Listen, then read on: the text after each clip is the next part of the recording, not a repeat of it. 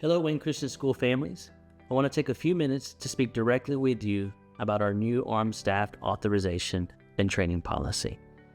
If this announcement raised questions or concerns for you, I want you to know that I understand that. When it comes to the safety of your child, it's personal. You deserve clarity, you deserve transparency, and you deserve to hear directly from me. Let me begin with what matters most. The safety of our students and staff is one of our highest priorities. Every decision we make as a school is guided by that responsibility and by our commitment to careful, thoughtful leadership. This policy was not rushed, it was not reactionary, and it was not made lightly.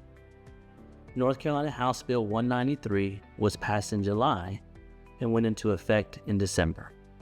From the moment the law was passed, we made a conscious decision to move slowly and deliberately. For months, we studied the law, we sought legal counsel, we consulted with safety professionals, we reviewed training standards, oversight structures, and accountability measures, and we involved our board throughout the process. Only after that extended review, and only after we were confident that we could meet and exceed both legal requirements and best practices, did we move forward. So what exactly does this policy do? In clear and simple terms, this policy establishes a lawful, structured, and tightly regulated process for authorizing a very limited number of approved Wayne Christian School employees or volunteers to carry a concealed firearm on our campus. And I want to emphasize that phrase, very limited.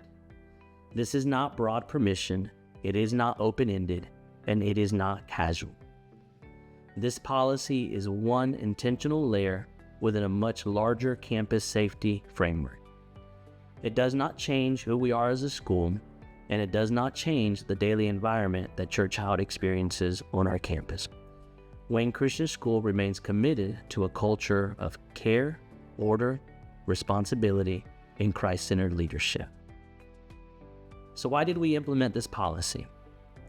Because we believe it is a responsible stewardship to be prepared. This policy exists to strengthen our ability to protect students, staff, and visitors in the event of a serious threat.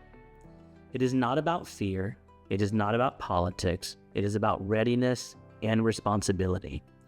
We pray, we plan, we train, and we prepare.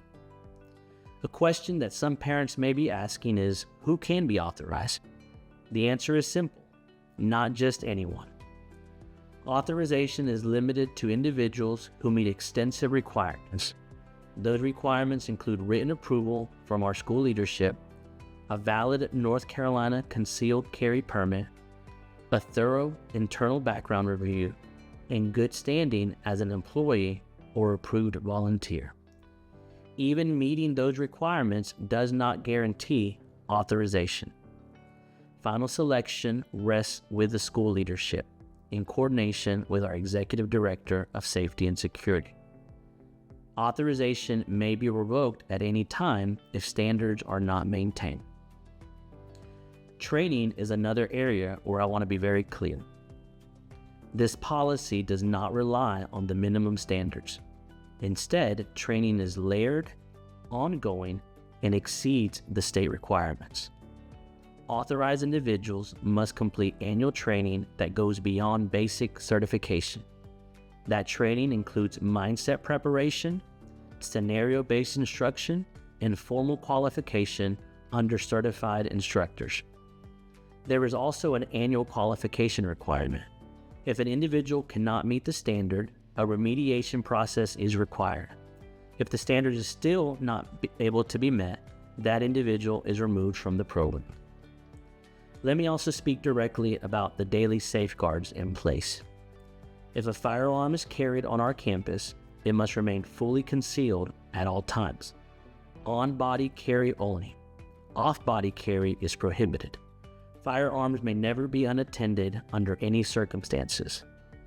The policy includes equipment inspections, random compliance checks, and immediate reporting requirements for any incident, no matter how minor.